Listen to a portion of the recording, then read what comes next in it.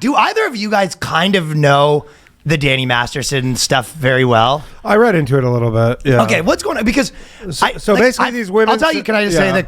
Because on just looking in, a lot of people are like, Scientology like really got behind his back, and they were sort of silenced, and like we're turning the tap off on this story. Yeah, we're straight up like what they would say is like intimidation tactics to victims. Like for real. Yeah. And then some people are still of the mind that like, this is kind of, it didn't happen. It's all like an overblown conspiracy. Okay, so what is your actual... I don't like, I didn't go super deep into it, but I read like a bunch of stuff from, so basically they're saying he drugged all these women and like raped them in like the early 2000s, which is weird just because he was like, everybody said he was the most anti-drug guy. Like he was literally every person who on that 70's show was like, his whole deal was that he's like, I'm against drugs. Like, don't do drugs. It's weird to be on a 70's show with that attitude. But he's like, because he was the older one, I guess, the oldest one of all of them. And he's like, if you do drugs, like, we're not friends.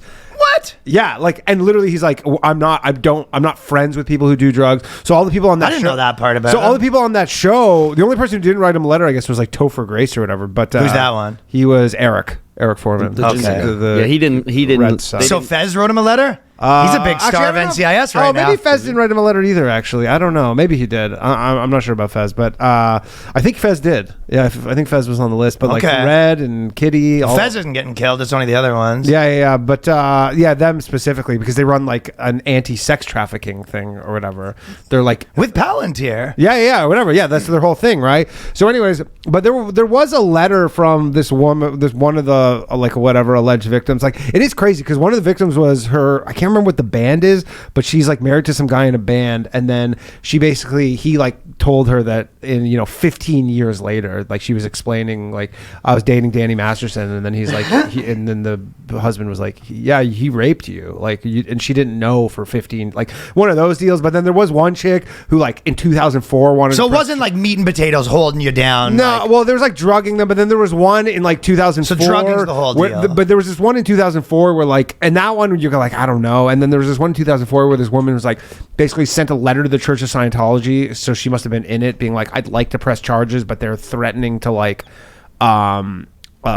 basically like they're threatening to like cut her off from all her friends and family. Scientology's powerful. Yeah, dude. so I don't know. It's probably some sort of gray area where some of it's not, some of it is. I don't know.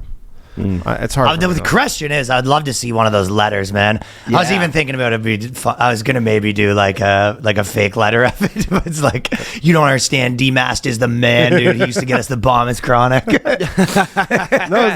Yeah. Well, they've been getting all the old videos together. It's like you forget what that era was like, dude. It was like, it was the two of them, and there'd be like some girl that's 16, and be like, we're counting down the days till this bitch turns 18. And this is like on MTV like music awards. But I also think people don't even get the joke of that. That was like a joke. It was like, yeah, can't wait for that the twins to be 18. It's like, and then what? Nothing's gonna. It's like a joke. We're playing a a joke. People think this is like, prior to OnlyFans too. Yes, yeah. We were having fun. We were like, well, I'm not gonna fuck a celebrity. I'm like, I'm joking. But you think I'm actually gonna? Well, Ashton Kutcher could have fucked the celebrity. Yeah, but whatever. I'm sure they are. No, but I know what you mean. Yeah. If he waited till 18, that was good back then. Are you kidding me? It was a different era. The towers are still up. You could do whatever you want back then. Well, it's true. Yeah, you go. Well, I'll wait till she's 18 and be like, and then I'll jerk off to her for real. I'll finish without guilt. Yeah.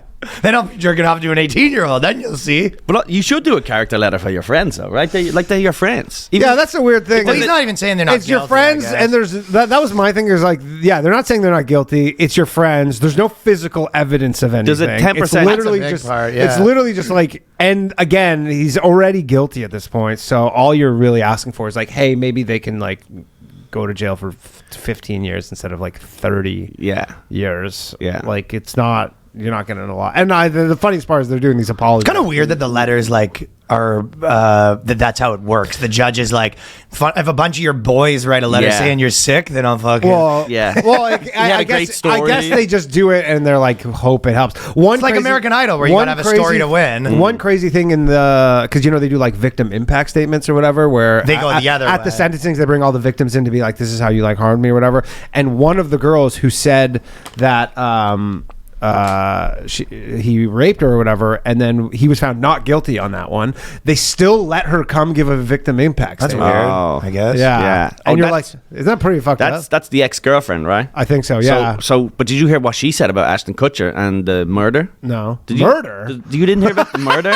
I'm telling you, there's a murder. The people on the internet think Ashton Kutcher might have murdered a girl. I believe that, yeah. Come on. This is literally shit like that happens. No, this is literally what happened, right? In the early 2000s, he had a date with this girl. He went over to her house to meet her. She didn't answer her phone. She didn't answer the door. And he was like, I don't know. He tried to get into the house because the door wasn't open. So we went home, rang her, never heard that. Next day, shows up on the news that she was murdered. And then he rang Danny Matterson and he was like, I'm worried that my fingerprints are on the door. I'm going to get accused of the murder or something like that. And the two of them talked on the phone. And I think he went to the cops with his lawyers and was like, explained it all. And but that girl said, Ashton, you better watch your mouth. I know the truth. I heard the real stuff what you said to Danny on the phone. So now everyone's thinking, oh, Ashton lied about the door handle and all the stuff. They think I saw that, but that's what they was talking about. They think he might have came in, found a dead body even, and went, I'm not dealing with this stuff, and got the hell out. Yeah. No, he probably thought he was being Fair punked. enough. He probably thought he was being punked. He goes, wake up! This is ketchup. Oh, a real knife up there. Yeah. You're trying to give me my own game. He's like looking for the cameras. Come on, guys. I know it looks pretty decapitated, sure. That's crazy. Yeah, but I mean, that would be a bummer if you fucking. I think he killed her. Yeah, I think so. Yeah, I mean, that was like one of the biggest shows at the time too. So you're probably like, if you're him, you're like, let Ashton Kutcher kill someone. Butterfly effect sucks. She goes, what the fuck? What the fuck? That dude, where's my car? Was a bit juvenile. Like, really? You just couldn't find the car? The Stiffmeister would hear that. 2 hours. Stiffmeister's ears would be burning for sure. he was in Canada filming the hockey movie at the time, Goon. he's taking off his skates. He goes, my ears are fucking burning, man. No one talks shit. Someone disrespecting the dude.